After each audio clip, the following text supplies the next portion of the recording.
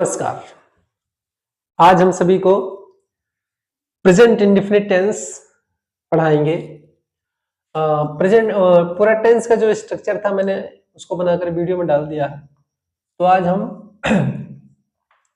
जो पहला है प्रेजेंट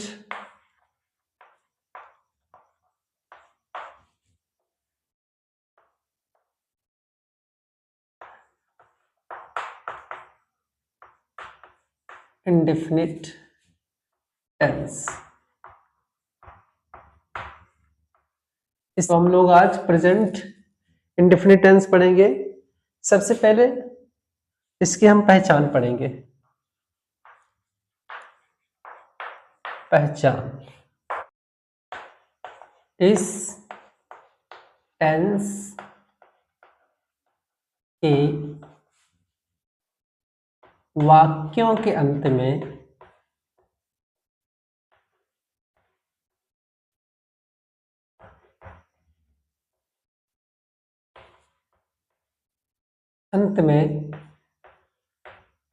ता है,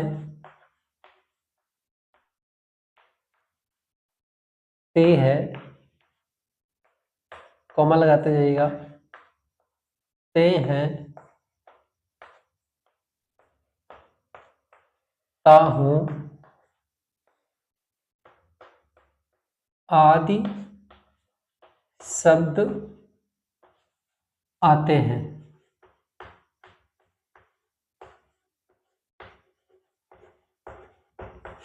मतलब यह है कि प्रेजेंट इंडेफिनिट का अगर वाक्य है तो उसके लास्ट में अनिवार्य रूप से ता है, ती है, ते है, ताहू आदि शब्द मिलेगा जो ये बताएगा कि ये वाक्य प्रेजेंट इंडेफिनिट टेंस में लिखा गया है।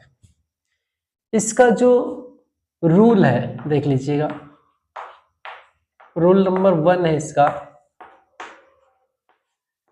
एक वचन कर्ता।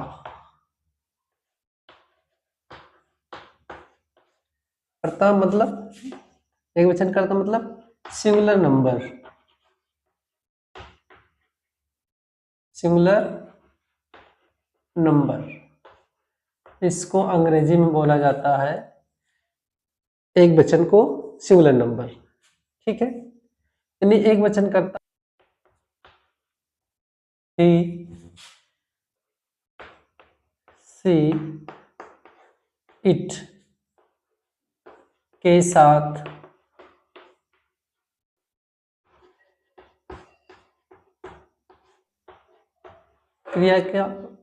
क्रिया की इंग्लिश क्या होती है?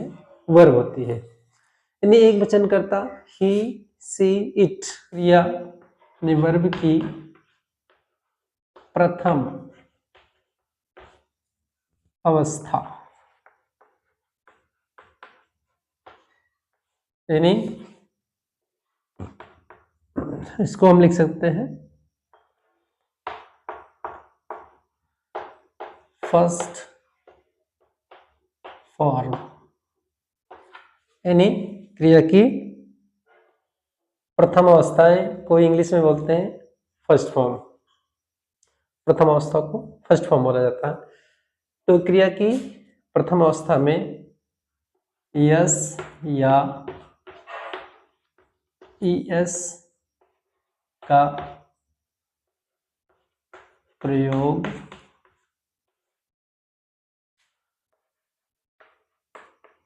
करते हैं। यह एक वचन कर्ता ही, सी, इट और जितने नाम होते हैं, मैंने यहाँ पर नहीं लिखा है लेकिन जितने भी नाम होते हैं सब एक वचन में होते हैं। तो एक वचन कर्ता ही, सी, इट के साथ क्रिया की प्रथम अवस्था में यस या ईएस का प्रयोग करते हैं। अब हम लोग सूत्र जानेंगे। ये पहला सेंटेंस होगा, इसमें नियम लिखने के बाद आपका कौन सा सेंटेंस चालू होगा? Positive sentence. इसको हिंदी में बोला जाता है साधारण वाक्य। इसको हम हिंदी में बोलते हैं साधारण वाक्य। इसका सूत्र क्या होगा? सब्जेक्ट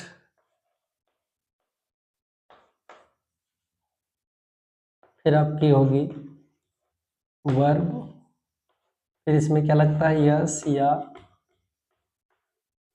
एस, फिर प्लस आपका होगा ऑब्जेक्ट, ठीक, फिर आपका होगा ये टी है अदर। इसके अंतर्गत हमें वाक्य को समझना है। सचिन अपने भाई को हिंदी पढ़ाता है,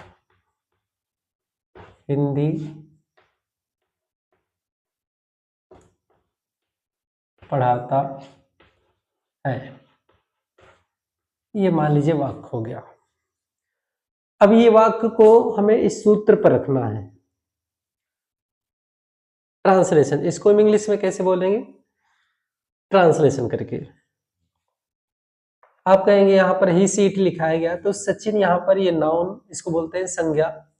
सचिन के स्थान पर हम यहाँ पर सचिन को वह भी बोल सकते हैं, और वह की अंग्रेजी होती है आपका ही, मतलब यहाँ पर सचिन को हम ही भी बोल सकते हैं, ठीक है। फिलहाल ये आपका सब्जेक्ट है, सचिन एक व्यक्ति है जो एक वचन में है, तो यहाँ पर क्या हो गया आपका ये सब्जेक्ट हो गया। सब्जेक्ट क्या है? सचिन, तो सचिन हम ऐसे लिख देंगे, ठीक, समझ में आ रही बात। सब्जेक्ट क्या है? सचिन है, सचिन को ऐसे लिख देंगे। फिर आपका आता है वर्ब, और आपकी सबसे बड़ी बात है जो हमने अभी पहचान लिखाया। अब लोग सोच रहे होंगे कि पहचान कहाँ है, तो आपकी पहचान ये है, ता है, आ गया है वाक्य में, वाक्य के अंत में आपको ता है मिला, और पढ़ा का मतलब होता है पढ़ाना, ठीक। तो इसमें वर्ब की पहचान कैसे करेंगे? वर्ब हमेशा पहचान के साथ लगी होती है, तो ये वर्ब है, और इसी में से आपकी पहचान भी जुड़ी हुई है, तो वर्ब और पहचान दोनों एक में ही मिलेंगे, आपको ये जानकारी होनी चाहिए। तो सचिन हो गया सब्जेक्ट, फिर वर्ब आता, वर्ब कहाँ आपको मिलेगा? यहाँ मिलेगा, ये वर्ब है आपकी टोटल, जिसमें आपकी इतनी ये पहचान निकल गई ये, ठीक है। ध्यान से पढ़िएगा, आपको रटने की जरूरत नहीं पड़ेगी, इतना बेहतरीन सिखा देंगे, आपको रटने की जरूरत नहीं पड़ेगी। तो सचिन पढ़ाने की इंग्लिश क्या होती है? टीच। यहां पर एस जोड़ेंगे, हम आपको फॉर्मूला लिखा देंगे कि कहां पर एस जोड़ते हैं और कहां पर एस जोड़ते हैं, इसकी वीडियो हम अलग से बनाकर डाल देंगे, ठीक है। तो अभी जो पढ़ा रहे हैं उसको समझने की कोशिश करिए वर्तमान में, बाकी कहां पर यस लगता है और कहां पर एस लगता है हम उसकी जानकारी आपको देंगे। तो सचिन टीचर्स, सचिन पढ़ाता है, क्या पढ़ाता है? हिंदी पढ़ाता है। ये आपका क्या निकला? यहाँ पर देखिए यस या यस लग गया, इनका काम खत्म होगा। क्या पढ़ाता है? जब हम क्या प्रश्न करेंगे तो उसका उत्तर प्राप्त हो जाएगा ऑब्जेक्ट के रूप में। तो यहाँ पर क्या प्रश्न करने पर ऑब्जेक्ट क्या प्राप्त हुआ? हिंदी।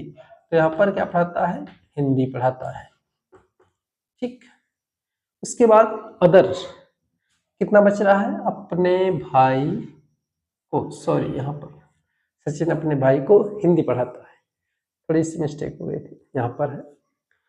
तो इतना आपका जो बच रहा है या अदर में जाएगा।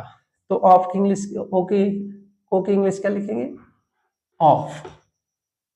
अपने भाई की सचिन मतलब वाह, तो वहां के साथ अपने की अंग्रेजी क्या लगती है? हमेशा हिज लगती है, ठीक है। इसको भी लिखा देंगे, किसके साथ क्या लगता है? Of his brother, his brother. ये आपका ट्रांसलेशन हो गया, पूरा सूत्र पे आधारित है सचिन, उसके बाद वर्ब, उसके बाद इसमें यस या एस लग गया है, फिर हिंदी आपकी ऑब्जेक्ट है, फिर ऑफ हिज ब्रदर, ये आपका अदर में आएगा, मतलब पहले या होगा, पहले ये होगा, उसके बाद दूसरे नंबर पर ये होगा, तीसरे नंबर पर आपका ऑब्जेक्ट होगा, और चौथे नंबर पर आपका अदर होगा। ऐसे पार्ट में आप बांट सकते हैं।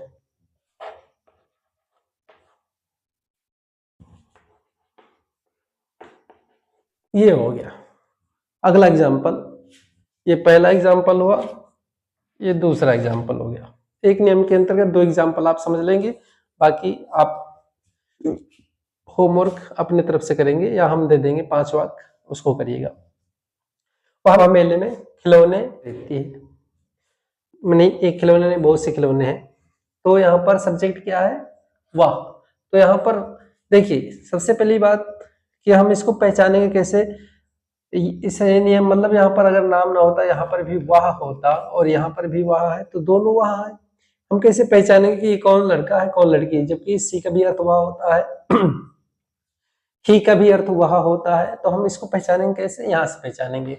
यहाँ पर ता आया है तो लड़का के लिए है, जाहिर दे रहा है कि हिंदी पढ़ाता है लड़का है, और पढ़ाती है या खरीदती है जो भी लिखा रहेगा मतलब वो संकेत दे रहा है कि ये लड़की है, तो इसकी इंग्लिश क्या हो जाएगी यहाँ पर सी, ये आपका सब्जेक्ट हो जाएगा। ठीक, सी हो गया सब्जेक्ट। वर्ब क्या है, ये देखिए आपकी पहचान मिली, यहाँ पर जो मैंने पहचान दिखाया यहाँ पर आपकी ये पहचान हो गई, और पहचान के साथ ही क्या लगी होती है, वर्ब लगी होती है। तो यहाँ पर वर्ब क्या है, खरीदना, BUY, बाई मीन्स खरीदना, तो यहाँ पर क्या लगाएंगे हम, आगे वर्ब है बाई खरीदना, यहाँ पर क्या लगाएंगे, यस लगाएंगे, बाइज खरीदती है, सी बाइज वह खरीदती है, इतने का ट्रांसलेशन हो गया। अब हम आगे पढ़ते हैं ऑब्जेक्ट, क्या खरीदती है, अगर हम प्रश्न करें तो मिलेगा उत्तर खिलौने, दी टॉयज, खिलौने खरीदती है। ठीक, ये आपका ऑब्जेक्ट हो गया। कहाँ, ये आपका अदर क्या बोलेगा, जो लास्ट में बच रहा है ये अदर में आएगा। कहाँ खरीदती है, इन द फेयर, फेयर में क्या होता है, मेला। आपको हम और जानकारी दे दें, सब्जेक्ट का अर्थ होता है कर्ता, जानने के लिए लिख रहे हैं। वर्ब का अर्थ होता है क्रिया, यस आपके मतलब इसका कोई अर्थ नहीं होता, ये केवल ये संकेतक है कि ये वाक्य वचन में या बहुवचन में, इसके लिए लगाया जाता है। ऑब्जेक्ट का अर्थ होता है कर्म, और अदर का अर्थ होता है अन्य, जो बचता है कर्म के बाद उसको हम अन्य में बोलते हैं। अब हम लोग रूल नंबर 2 पढ़ेंगे। रूल नंबर 2, अभी नियम नंबर 1 पढ़ा था, अब नियम नंबर 2 पढ़ेंगे।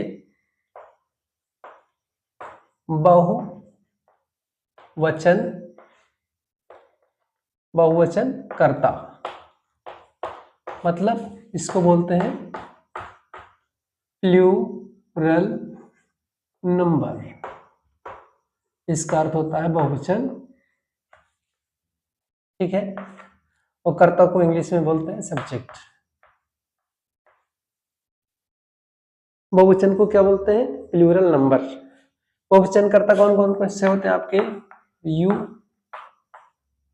वी, दे तथा आई। यू, वी, दे और आई आपके क्या है, बहुवचन कर्ता है। तो बहुवचन कर्ता के साथ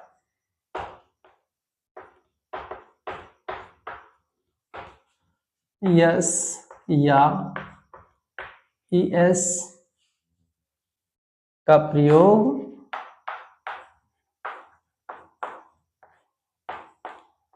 नहीं होता है। अभी तक पहले नियम में पढ़ा कि एक वचनकर्ता के साथ यस या एस का प्रयोग होगा, लेकिन बहुवचनकर्ता के साथ यस या एस का प्रयोग नहीं होता है। अब हम रूल नंबर 2 का सूत्र देखेंगे। इसका सूत्र क्या है, इसका सूत्र है सब्जेक्ट, ये टी है, यहां पर प्लस लगेगा, subject plus verb plus object, object हो गया, फिर आपका प्लस अदर आएगा। ये आपका सूत्र हो गया रूल नंबर 2 के अंतर्गत, यानी बहुवचन के अंतर्गत जो आप नियम अभी लिखे हैं, subject verb object plus other. उसमें लिखा दिया गया है कि जब वो आपके बहुवचन में होगा, बहुवचन करता होगा, तो उसमें यस या यस का प्रयोग नहीं करेंगे या नहीं करते हैं या नहीं होता है। एग्जाम्पल के तौर पर देखेंगे इसको हम, वे जंगल में लकड़ियां तोड़ते हैं। अब हमें इसका ट्रांसलेशन करना है, ठीक है। सूत्र के अनुसार इसको हम ट्रांसलेट करेंगे। सब्जेक्ट क्या है? वे। वे की इंग्लिश क्या होती है? दे। हम सभी की इंग्लिश लिखा देंगे, तो वे की इंग्लिश दे हो गया, ठीक, आपका हो गया सब्जेक्ट। उसके बाद क्या आएंगे? वर्ब। वर्ब के पास जाएंगे। हमने आपको बता दिया है कि वर्ब हमेशा पहचान के साथ लगी होती है। तो आपकी पहचान मैंने लिखा है ता है, ती है, ते है, ता हो। तो ते है यहाँ पर आया है, और उसके पहले ये दो अक्षर जो लिखे हैं ये तोड़। तोड़ का मतलब होता है तोड़ना। तो यहाँ पर आपकी पहचान भी साथ लगी होती है और वर्ब, यही आपकी वर्ब और पहचान दोनों है, ठीक है। तो वर्ब क्या है? तोड़ का मतलब तोड़ना। तो यहाँ पर क्या करेंगे? ब्रीक, BREAK, ब्रीक माने तोड़ना। ये वर्ब की प्रथम अवस्था हो गई, ठीक है। तो वे तोड़ते हैं, इतने का ट्रांसलेशन हो गया। क्या तोड़ते हैं? ऑब्जेक्ट प्राप्त होगा। तो यहाँ पर ऑब्जेक्ट क्या उत्तर मिला? क्या तोड़ते हैं? अगर हमने प्रश्न किया तो ऑब्जेक्ट मिलता उससे, तो ऑब्जेक्ट मिला लकड़ियां, दी वुड, ठीक। द वुड माने होता है लकड़ियां। वुड का बहुवचन नहीं होता है, ठीक है। ये मत समझिए कि बहुवचन है तो यहाँ पर यस लगा देंगे। अगर यहाँ पर यस लग गया तो इसका अर्थ हो जाएगा जंगल। लकड़ी के स्थान पे जंगल हो जाएगा, इसीलिए द वुड होगा। वुड मीन्स होगा जंगल, मतलब लकड़ी। दे ब्रेक द वुड, वे लकड़ियां तोड़ते हैं, ठीक है। तो दे ब्रेक द वुड। अब ये बचा आपका अदर। कहाँ तोड़ते हैं? जंगल में, इन द फॉरेस्ट। ये आपका ट्रांसलेशन हो गया। दूसरा एग्जांपल,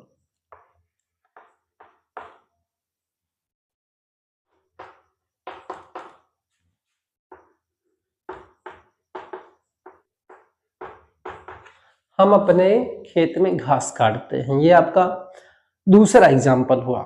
तो यहां पर देखेंगे बहुवचन आ रहा है, मैंने बताया था यू वी दे आई। तो यहां पर सब्जेक्ट क्या है आपका? वी। तो यहां पर वी लिख देंगे हम, की इंग्लिश क्या हो गई? वी। ये आपका सब्जेक्ट हो गया। उसके बाद वर्ब कहाँ है? कि वर्ब हमने बताया आपको हमेशा पहचान के साथ आती है। तो यहाँ पर भी ते है आया है, तो इसका मतलब ये आपका प्रेजेंट टेंस में है, और काट का मतलब होता है काटना। तो वी कट, हम काटते हैं, ठीक। क्या काटते हैं? यहाँ पर ऑब्जेक्ट की तरफ बढ़ेंगे तो ऑब्जेक्ट का मतलब जब हम क्या प्रश्न करते हैं तो ऑब्जेक्ट प्राप्त होता है। तो हम क्या काटते हैं? यहाँ पर उत्तर अब मिलेगा घास, दी ग्रास, ठीक। ये आपका ऑब्जेक्ट हो गया। Subject, verb, object. अब आपका अदर बच रहा है। कहाँ काटते हैं? खेत में काटते हैं। किसके? अपने।